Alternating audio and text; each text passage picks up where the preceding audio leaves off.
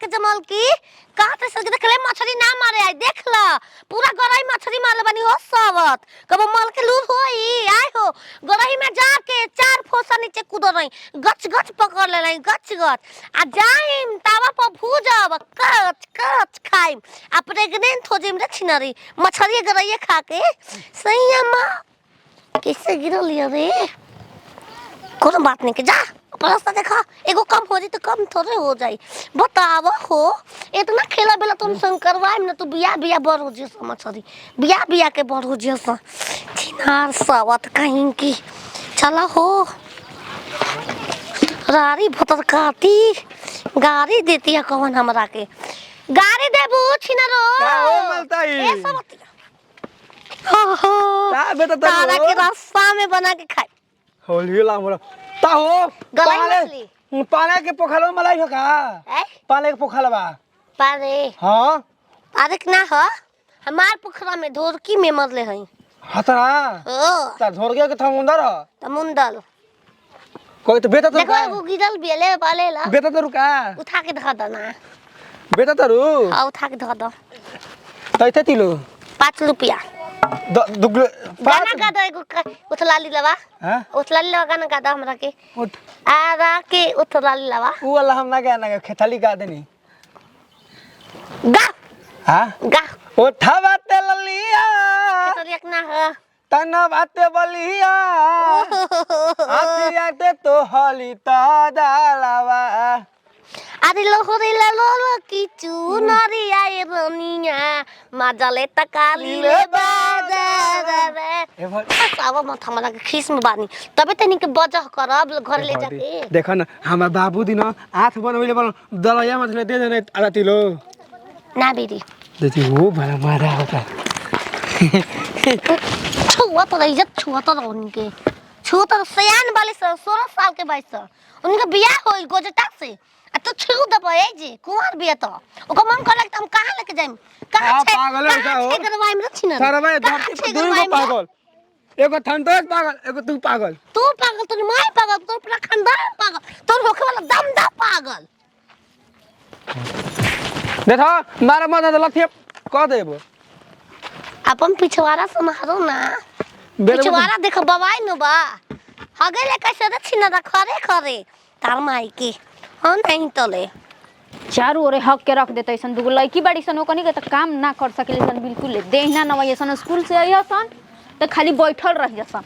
हैं यही आदमी के जिम्मा बकरी के पीढ़ी पर से लेके आवा बांध हो खियावा पियावा घर के थरिया ए घटी ही छिना रो भमंग धवनी सबतिया रे देख दे काले बारे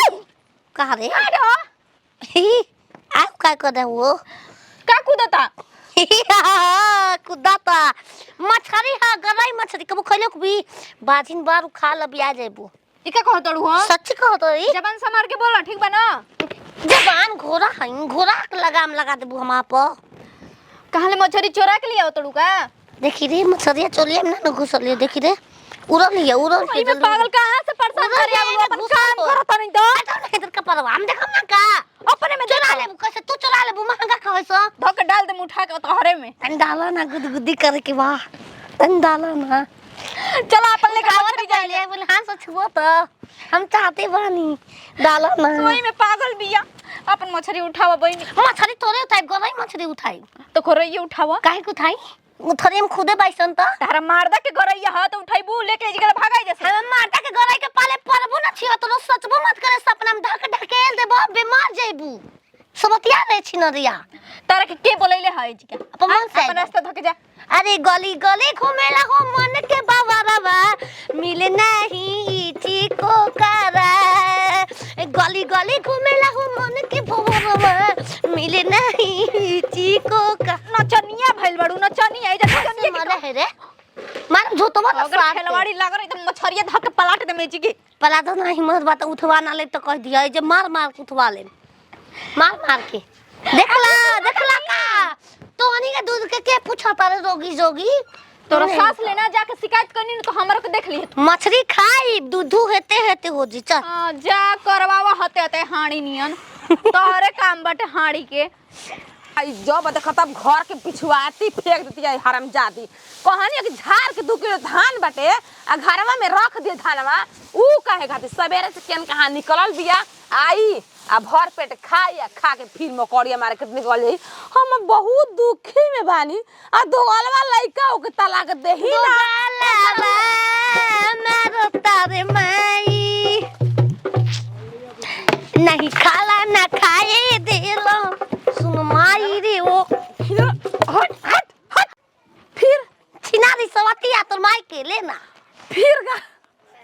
ले ई मछरी कहां से दहिया बुलाट तनी हमरा जान तले हम भूखल बनी इतना वापस बाहर है रे समुंदर में धोरी में जाके पकड़ ले नहीं जाल से तोहार ढोरी इतना गहिता बा कि हाथना मछरी हटा के तू पकड़ ले तू सोच काहे गोहिचा बा काहे गहिचा बा काहे बता दी बताओ काहे गहिचा बा ना बताई